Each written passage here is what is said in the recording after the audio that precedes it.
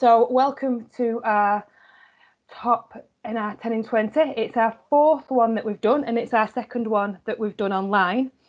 The last one was, in our minds, a real success because we had a lot more people attend, because we can have people from all over the country attending rather than just people who are prepared to get up at or be in the office for 8 o'clock on a Tuesday morning, being tantalised by bacon butties and free coffee.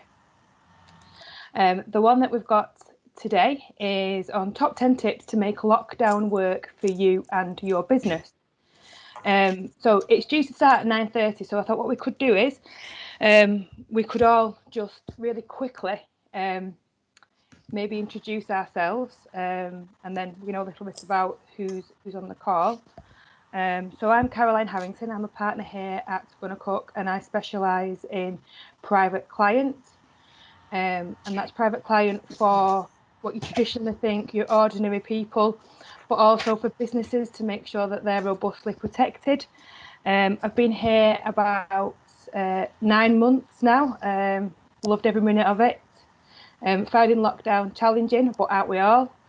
And yeah, so I'll pass you on to Rachel. Hi, thanks Caroline. I'm Rachel Spink and I'm an employment lawyer here at Gunnercooke. I joined a bit before Caroline, I think, last May. It's been great so far. So I'm an employment lawyer, assist businesses, HR managers, etc. on their employment issues. There are many at the moment. Things are changing all the time, as I will talk about. I'm going to talk about furloughing and how to support your staff during furlough. So yeah, interesting times, I think, for a lot of us. So I'll pass you on now to Helen. Yes, morning. I'm Helen Rooney. I'm a dispute resolution partner at Gunnercooke. I cover the broad range of commercial disputes, breach of contract claims, recovery of money, shareholder partnership disputes, help a variety of clients from individuals and owner-managed businesses to SMEs, as well as larger corporations and PLCs. I'm a bit of an old timer, really. I've been at Gunnercooke about since, when did I join? 2012. So I'm probably one of the longest serving, I would imagine, because the firm's been going about 10 years this summer. So yes, been here quite a while, and certainly the way of working certainly does work for me. So I'll pass you over to Sian next.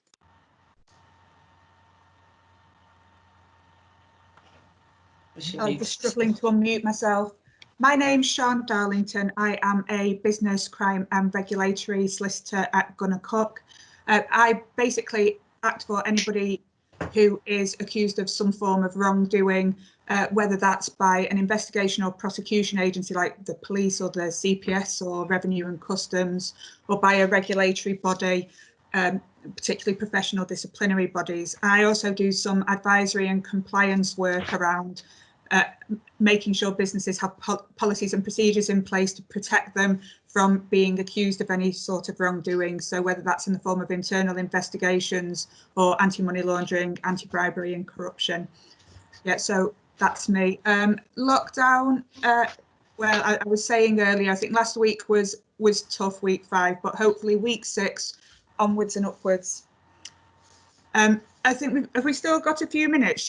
If people are happy to participate, can we just go around and ask the people on the call what I'll do is if it's all right, I'll read your name, everyone's names out, and I'll unmute you. So when you hear your name, if you just say where you're from and how you're doing. So Amanda.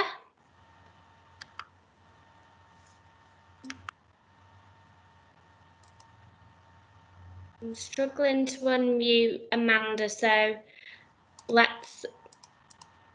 I think I've managed to mute everyone, so let's just get started. Yeah. Caroline, are you up first? Yes, I was just trying to work out how to unmute myself. So, plan for the future, wills and lasting powers of attorney. Those of you who've met me or heard me speak previously, I always say that I am on everybody's to-do list. People always say, oh, I need to do a will, I need to do a lasting power of attorney, I need to look at putting assets into trust and so forth. So how many of us have actually got a to-do list now? I've got one. It's gone from reorganising my fancy dress collection to sorting out my shed to sorting out anything really. So I'm sure that quite a lot of people have me on their to-do list. It's essential that everybody has a will in place, but especially for people who own businesses, to make sure that if they have specific business assets or things that they want to specifically be dealt with, then it's included within their will. It will make things a lot easier for their family or their friends or their business partners to be able to proceed moving forwards. Also as well, everybody needs a will. If you're married, if you've got kids, if you've got second families, if you want to ring fence property for various different reasons, you need a will. Lasting powers of attorney, people just seem to think that these are for elderly people who are infirm, unwell, or potentially going to get something hideous like dementia or Alzheimer's. Not a lot of people realise that it is quite important for businesses to have lasting powers of attorney. You can have a lasting power of attorney specifically drafted for your business needs, which can include your memorandum of how you want to run your business. It can appoint specific people to run it for you if you are unable to do so. Sadly, I've had a couple of hideous cases where somebody has lost capacity. It wasn't a permanent loss of capacity, but it was long enough for them to lose their business and not have a business to come back to. So while we're all feeling miserable about COVID-19 and being stuck in lockdown, I thought I would compound the misery by starting off with the top 10, talking about wills and lasting powers of attorney. So if any of you do have any questions or want me to go through things in more detail with you, my email will be up at the end, and you can always ask me and I will try and help you out. I'm going to pass you over now to Helen. Yes, thanks, Caroline. In these strange and unprecedented times, many businesses and individuals alike will be looking at the contracts they have in place with their suppliers and customers and asking whether they're able to honour those commitments. If you have a well-drafted contract, it's highly likely that you'll have a force majeure clause within it, which is intended to excuse one or both parties from performing obligations under the contract due to an outside event. Due to an event outside of their reasonable control, such as the current coronavirus pandemic. Some contracts will exclude pandemic, so you do need to check the terms very carefully. On a personal level, my son's nursery, their contract has a very strict force majeure clause, which specifically covers pandemic. It's a 120-day clause, so currently trying to negotiate ourselves out of that at the moment. So can affect individuals as well as businesses. So whether you're a supplier, customer, consumer, it is important to check your contracts and to open lines of communication with the other party to the contract early. If, for example, as a supplier, your ability to supply goods or services has been impacted at the moment, there are simple steps you can take. Obviously, check the clause in your contract, check the specific wording to determine what steps you need to take to actually rely on that clause. If you've contracted on your own terms and conditions, then that should be relatively straightforward. But if you've contracted on the other party's conditions, then you'll need to check those carefully to see what steps you need to take. Perhaps if that's the position for several of your contracts, then perhaps focus on your key customers first, if that's the case. It's likely that your force majeure clause will require you to give notice to your customer that you've been impacted by the force majeure event, what that event is, how long it's likely to impact your business, obviously, if you can say, and what steps you're taking to minimise the impact. You may find yourself in a situation where a third party in your supply chain has been able to supply goods, which in turn has had a knock-on effect on your ability to supply your customers. Once again, you need to check the terms of your contract. Some clauses may expressly exclude subcontractors or third-party supply defaults, but I think there'll always be an argument worth having to try and protect your position, and certainly at the moment in these times. You might need to look, for example, at an alternative supplier or source in order to minimise the impact in the medium to long term. So you do still have a duty to mitigate your loss and minimise the impact on your business and your customers. That may be considering things like initiating your business continuity plan, ensuring you have separate team members available should a team member become unwell or have caring responsibilities or that team needs to self-isolate. allow employees to work from home, obviously, at the moment, wherever possible. We'll come on to talk about furlough in just a few minutes, and prioritise orders if that's your particular line of work. Perhaps adjust your delivery timescales where possible, and keep communicating with your customers and third parties. The other issue to keep in the forefront of your mind, which I'm sure people are at the moment, is cash flow. Your own cash flow, but also that of your suppliers and customers. Very often people would look at debt collection probably quite early on in normal circumstances, and you may still want to do that. That may be appropriate. But it may be more beneficial to work with your customers and suppliers to agree an adjustment to your payment terms. But whatever steps you take, do keep a close eye on those payments that are late or outstanding, and try and tackle that as soon as you possibly can. As I mentioned, communication is essential, as well as a pragmatic approach in these circumstances. At the end of the day, your customers and suppliers will remember how you treated them during this challenging time, and you want to maintain that business relationship so that you can move forward to survive in the longer term. And just a final point on this, now is a really good time to review your terms and conditions. May not be something you've done for some time, but you should make the most of this opportunity now. This situation is likely to continue and affect businesses for many, many months to come. So it'll be some time before we're back to a normal or a new normal, and you want to get yourself in the best shape for going forward when that happens. So I'll pass you over to Sian, I think, now. Thank you. So cybersecurity considerations when working from home. While many of us are finding lockdown challenging, the huge increase of numbers of people working from home is given a great opportunity for cyber criminals. Most home networks lack the same level of security as you would find in an office, and many people are having to consider the issue of potential cyber threats for the first time. So this is a good time for all businesses to consider potential weaknesses in their systems and to train staff not only to protect you during lockdown, but also to stand you in good stead going forward, especially if working from home is going to become more frequent in the future. So just a few things to consider. Firstly, home Wi-Fi networks should be protected by a complex password to make them less likely to be hacked. So we're thinking about that for both you and your staff. Secondly, use work devices for work purposes only. I think a lot of us, hopefully less so now, but a lot of us have been checking the news pretty regularly, and there's an increased danger here. According to research, coronavirus-related domains are 50% more likely to be malicious. And since the beginning of the year, more than 16,000 new coronavirus-related domains have been registered. So that's quite a lot of dodgy websites out there. Thirdly, use work emails rather than personal ones, even if sometimes it's easier to fire an email off from your personal account. Work ones are more difficult to impersonate and so are less likely to be attacked.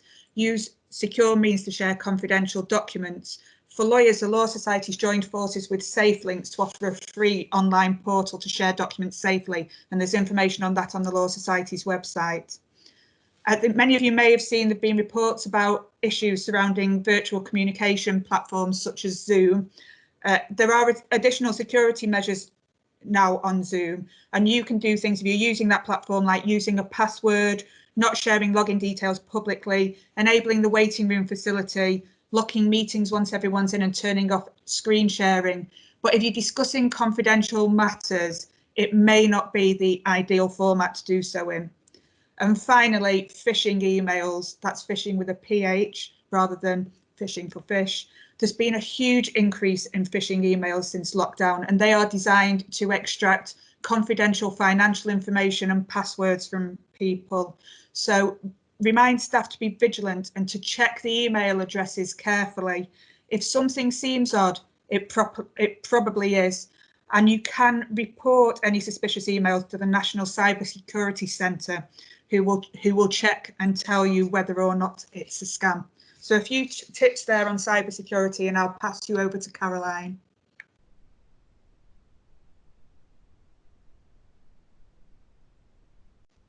Sorry, again, difficulty in unmuting myself. So here we go. Business plans. In the planning stage of a good book, don't plan the ending. That's what many people do when they do a business plan, And in light of such, it can become very, very difficult for us all to deviate from that. Since lockdown, or since even before lockdown actually started, we've all had to think and relook at how we work. Things that we thought we couldn't do, we could do. And things that we couldn't do without, we have learned that we can do without them. Many people don't actually have a business plan written down, and that can sometimes lead to problems during situations like lockdown because they don't feel like they've got a structure or a plan to move forwards. Lots of people do have business plans that are so rigid that when something like lockdown occurs, they can't move forward. So now maybe is a time to sit down and look at what your business plan is or was, or what you would have had it to be if you had have written it down. Did you plan for a pandemic? I certainly didn't when I was doing my business plan. Would you plan for a pandemic again? Maybe not a pandemic like this, but moving forwards, I think situations like this may occur again in the future because the world that we live in now is so small compared to what it was. So sit down, break down your business plan, look at where you are now. Maybe don't look at what you want to achieve this year, maybe look at what you want to achieve in the future beyond this year, but between now and then have smaller goals within your business plan of things that you may well be able to achieve.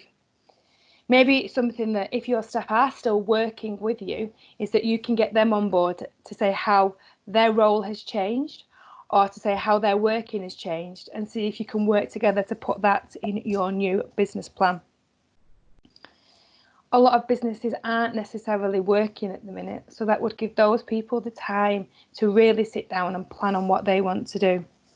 And yeah, it may well be that things have drastically changed, but if you plan and we all get together as a business community and help each other out, because as a lot of you know, us at Gunner Cook, yes, we are solicitors, but we work under the umbrella of Gunner Cook. So we run our own practice, so we all have our own business plan. Is that working together with your business colleagues and friends, is that maybe you can recalibrate your business plan and think about a different way to move forward.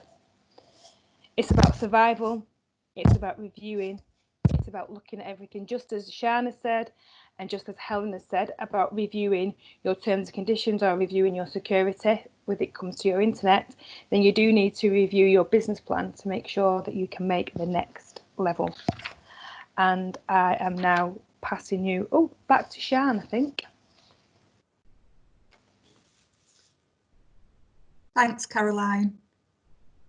I'll just wait for the slide. So protecting your business from economic crime. The good news is there has been a reduction in certain types of crime since lockdown, but the bad news is that doesn't apply to economic crime because the ever-resourceful organised criminals are simply adapting their methods and even exploiting the circumstances, which is one of the reasons why cybersecurity is so important. But there are some other steps to safeguard your business. If due diligence is part of your process, continue to check original documents using video calls and make sure that your staff do check them carefully. Be vigilant. People are more likely to be taken in when businesses are under pressure, so double check any requests for changes in financial details or requests for payments. Look out for new types of criminal behaviour. There are already online scams related to the coronavirus. There are shops selling fake PPE or even purported cures. There's an increase in advance fee frauds where there's promise of large sums of money in return for a setup payment, probably because more people are more likely to take a punt at these times.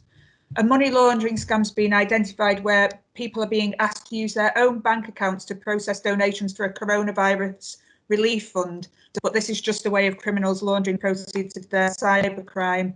If at any point you do think you've fallen victim to a scam, contact your bank immediately, and you can also report to Action Fraud. The government bailout schemes may be subject to abuse, and again, this is going to be a new type of crime. Any money obtained by making misrepresentations to the government could constitute the proceeds of crime. And in the same vein, anyone who continues to run a business who shouldn't be will be committing a crime under the corona legislation, and any profits will be the proceeds of crime. This is important because there's a danger that businesses can inadvertently commit money laundering offences if they become involved in dealing with these funds. So it's just something extra to be aware of. Any business involved in transactional type arrangements should be extra vigilant. I think criminals are going to seek to launder money through things like investing in struggling businesses like real estate, where people are looking for a quick sale or selling out of desperation, acquiring cafes and restaurants going bankrupt, or investing in SMEs which can't obtain funds elsewhere. So now is a really good time to review your business's anti-money laundering policy and risk assessment, particularly in relation to potential red flags under the reporting regime. If you don't have anti-money laundering policies and procedures, consider whether your business is a type that needs to implement them. Not only will that protect you now, but it will going forward in dealing what will undoubtedly be a changed landscape in terms of economic crime. I'll pass you over to Rachel. Thanks, Sian. I'm going to talk about furloughing because it's a subject close to a lot of people's minds at the moment. Most people know somebody who has been furloughed if you've not been furloughed yourself. You'll have seen the job retention scheme. The aim of this scheme from the government is to keep people in work. It's the scheme whereby companies can claim up to 80% of their staff wages if their employees agree not to work. It's been extremely popular. A survey from the British Chambers of Commerce has said about 71% of companies have furloughed at least some of their staff. And apparently 140,000 claims were made on the first day alone that the portal opened. The scheme was supposed to last until May, but the government have announced that it will be extended till the end of June, and I think Rishi Sunak yesterday said it might even be July now, because the fears are that so many people will have to consider redundancies if the scheme is not further extended. So it does change, as I said at the beginning, it does change every day what we're being told about this scheme. If you haven't taken advantage of this scheme for your business and you are eligible to do so, then of course you should look at it, because the sooner you claim, the sooner your wages will be covered by the grant. In terms of how to go about doing it, it's strongly recommended that you seek written consent from your employees for furloughing. There's been a lot of toing and froing on this as to what exactly you need to get from your employees, because it's a variation to a contract. You need to seek consent anyway, but if you get it in writing, that's all the better.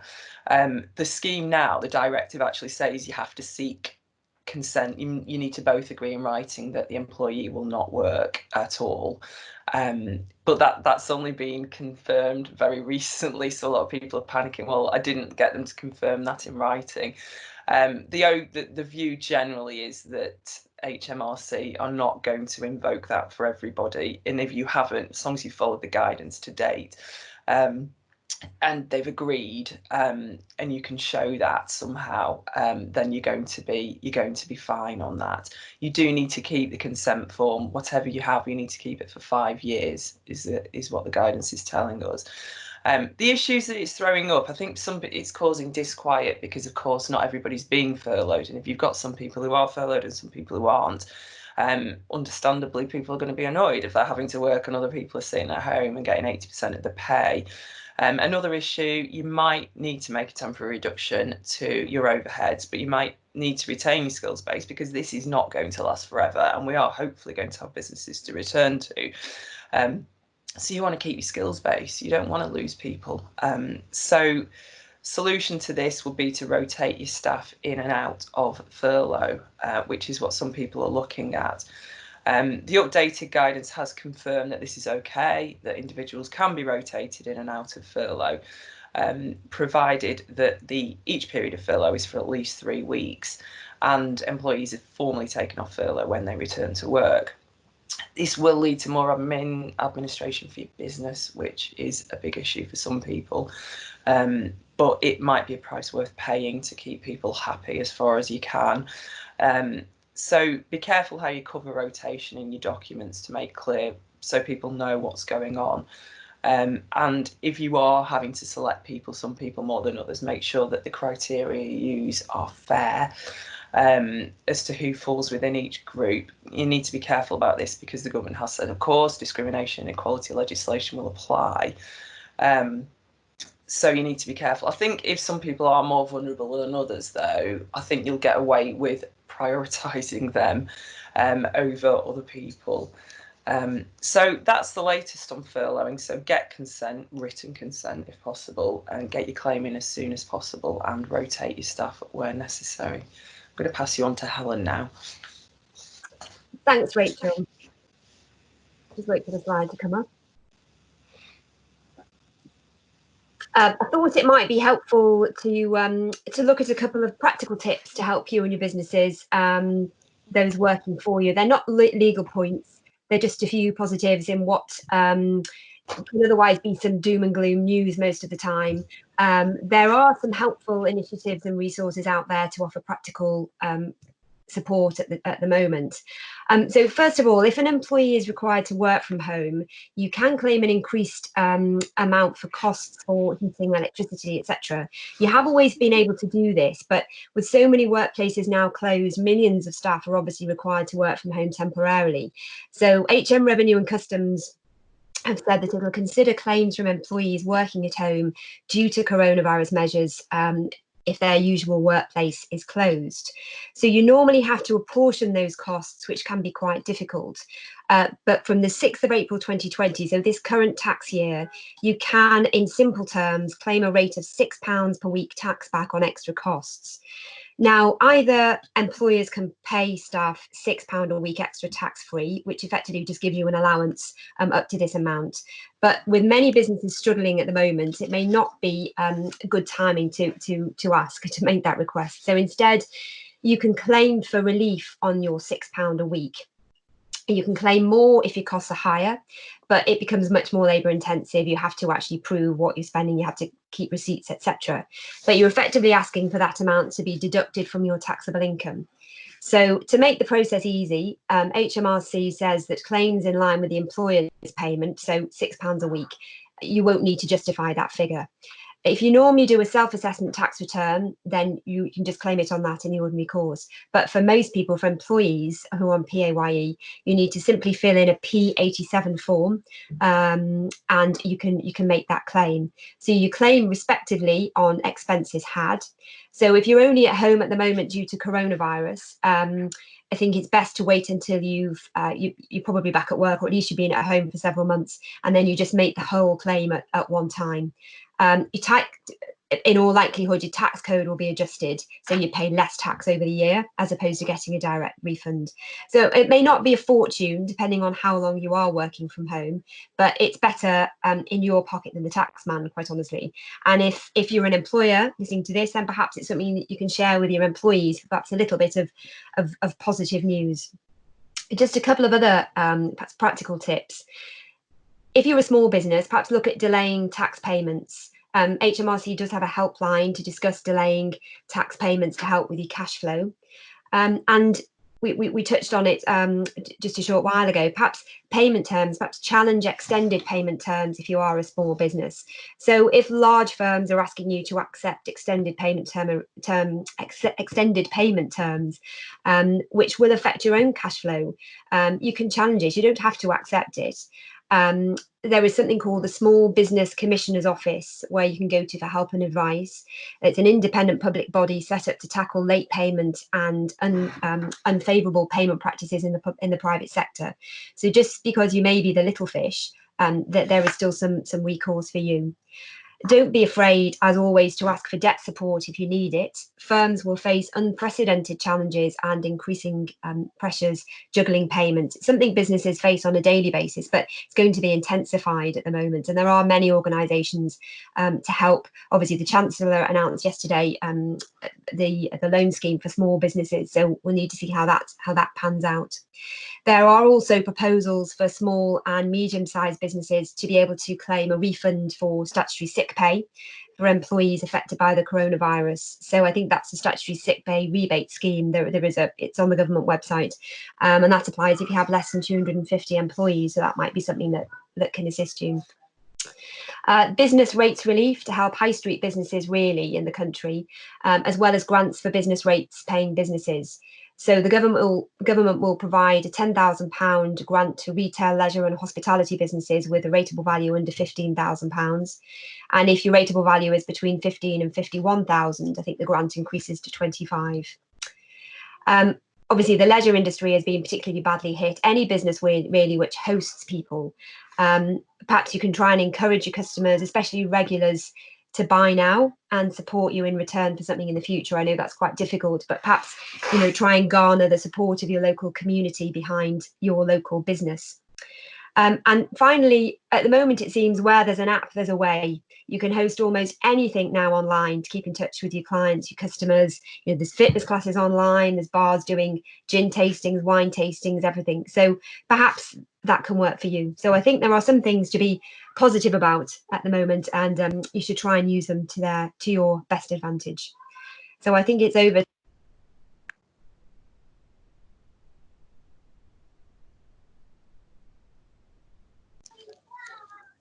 Yeah.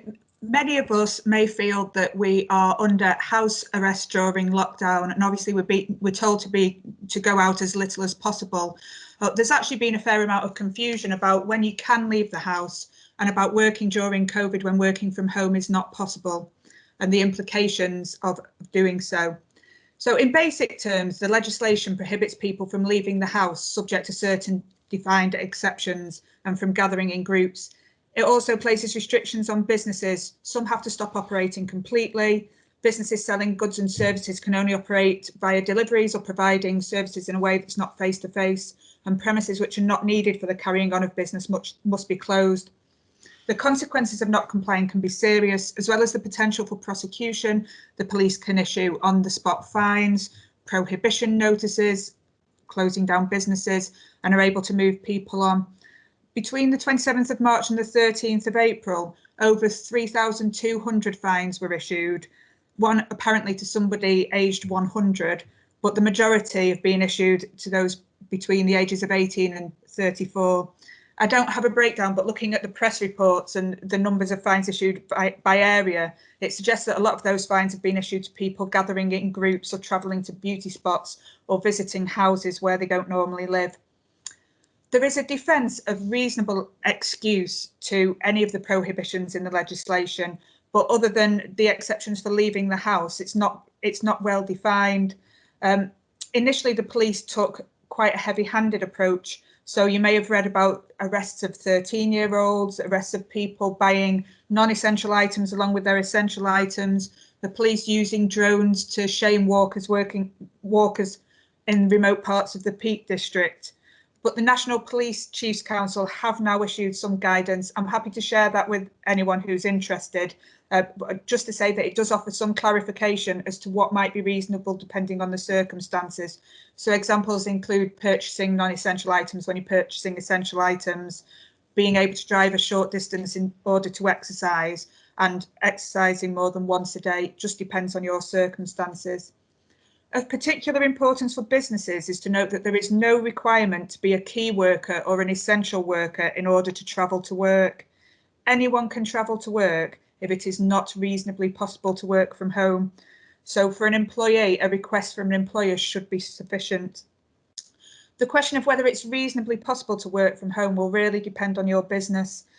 If you or your employees do need to work from the workplace, my suggestion would be to carry out a written risk assessment documenting the reasons why it's not reasonably possible to work from home and setting out the measures taken to alleviate risk. For example, social distancing measures in the workplace, a policy about not attending if you have COVID-related symptoms, reminding staff to wash their hands and ensuring a plentiful supply of sanitizer and soap. I'll pass you back to Rachel. Thanks, Sian. So supporting your employees during furlough. Now, it is a good idea to keep in touch with your staff, as well as being the right thing to do. It makes good business sense as you want to keep your staff engaged as a workforce who will be glad of your support and motivated to work hard when they eventually come back to work. So it's a good idea to keep in touch. Be aware that people will approach being furloughed in different ways. Some may be absolutely over the moon because of childcare or having to look after vulnerable people, but others might find it more difficult. For example, if they're worried about the job, they might not feel valued, or if they live on their own and they rely on work as social contact. So it's a good idea to think about how to go about supporting people. I think you need to be clear and transparent with your staff as to what's going to happen, explain why you're making the decision, and don't make false promises. Be understanding of the differing situations that people are in and how they might feel about being furloughed. So, for example, if you know somebody lives at home, you might want to bear that in mind, that they might feel isolated. You might want to discuss how they're going to manage their mental well-being at this time, and if they have underlying health problems, do they have a way of obtaining their food and medication? If not, make sure that they have details of support groups in their local area and of charities as well that might be able to help. Other members of staff might have other difficult problems at home. They might be relationship difficulties, domestic violence or family health problems. They're going to have to think about how they're going to manage these whilst they're up at home for a significant period. So again, it's a good idea to signpost local help organisations and charities that might be able to assist them. So in terms of how you can support your staff, if you have an employee assistance programme, very often they do offer counselling and advice lines. So signpost that for your staff and encourage them to use it. Consider setting up regular wellbeing calls with your staff as well. They can't work, they can't help you with work, but having regular calls, I think you would be fine to continue doing that, to check, find out how they're coping. It might be useful to do this with a group of furloughed staff so people can share best practice and experiences with each other, and that will help obviously with feelings of social isolation as well. Encourage staff to keep in contact with colleagues who are furloughed if they want this. This will help you all to feel part of a larger team, which is important. Obviously, as I said, we do need to return to work. And if you send out staff newsletters, make sure that you include your furloughed staff as well. And you might want to talk to your staff about volunteering, because if you are furloughed, you can volunteer and you can join the, I think, over 1 million people now that have volunteered to help with the national effort. And it can help our mental well-being, volunteering. So this is something to look at. There are certainly enough charities in need of support at the moment. So that's my summary of how to support your staff. I'm going to pass you on to Caroline now. Hi everybody. I'll make my last session very brief because I can see that we've just ticked over to just gone 10 o'clock. Marketing strategy. So now is not the time to step away from marketing. Now is the time to step into it and embrace it. Lots of you who work within large companies should be able to access their marketing team, like us at gunnercooke. The gunnercooke marketing team here have been exceptionally helpful in suggesting ideas like this to help us with our marketing. If your business is still going, you want to continue marketing so people know that you are out there. If your business is stalled or not doing as well as you would like it to, then marketing is important to let people know what you can do for them or what you will be able to do for them after lockdown has ended. Marketing isn't necessarily about having a ginormous big expensive billboard on the side of the M60 promoting your firm. It can be anything from attending meetings like this to attending networking meetings and getting out your message. There are so many networking groups at the moment that are allowing people to attend online for free.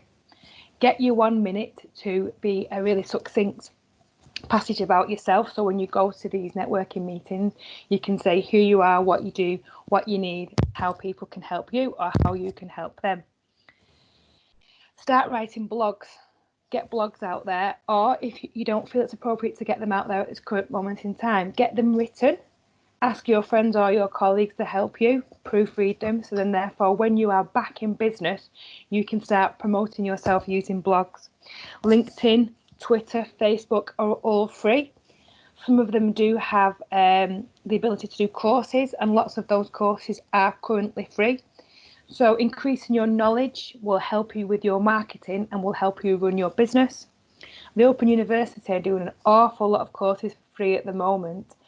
Those two are connected to marketing in lots of different ways. I think the key thing is don't stop. Keep on going. Keep on, carry on. That's what the British say, isn't it? So we can keep on carrying on, so then we can be back to normal as soon as possible. So that's it. That's it for our 10 in 20. Our contact details are up. Our next one will be on the Tuesday, the 26th of May. Again, it will be 10 in 20, but obviously we can't really list what we're going to do because so much could change between now and then. So if anybody does have any suggestions of topics that they may like to be covered, then feel free to contact one of us and we will see what we can do to put that in. If any of you have any questions, then we're all happy to hang around for a bit. If the microphone doesn't work, we can't unmute ourselves, or it becomes too busy, then if you just type your questions into the chat box, I will read the questions out and whomever it relates to will answer those questions. Thank you for attending, Helen. Thank you for setting it up for us. Any questions, anybody?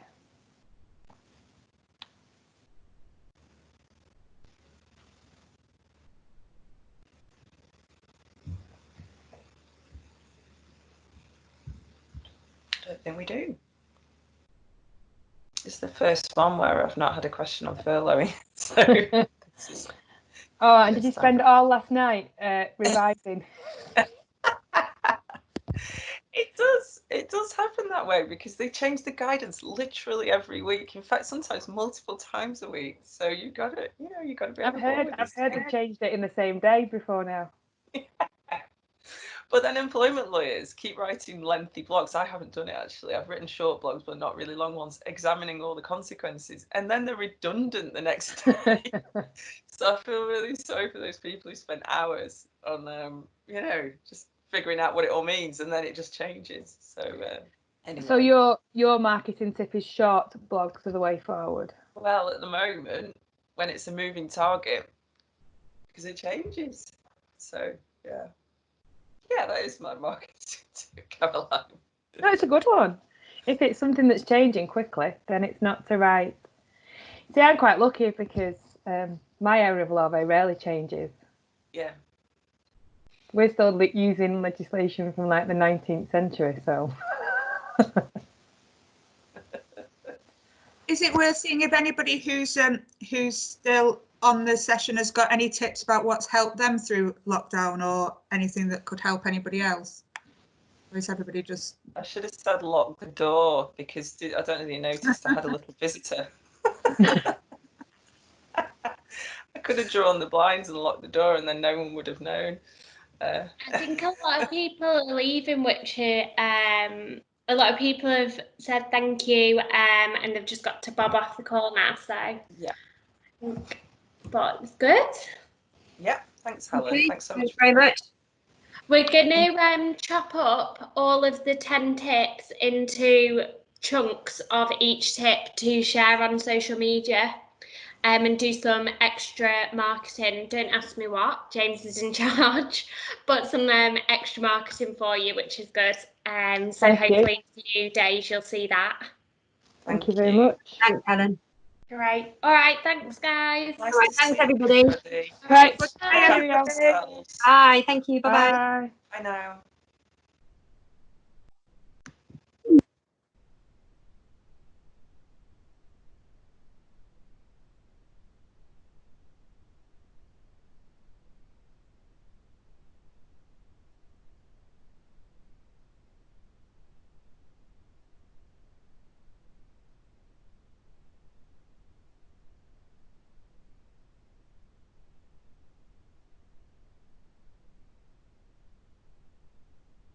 Button. There.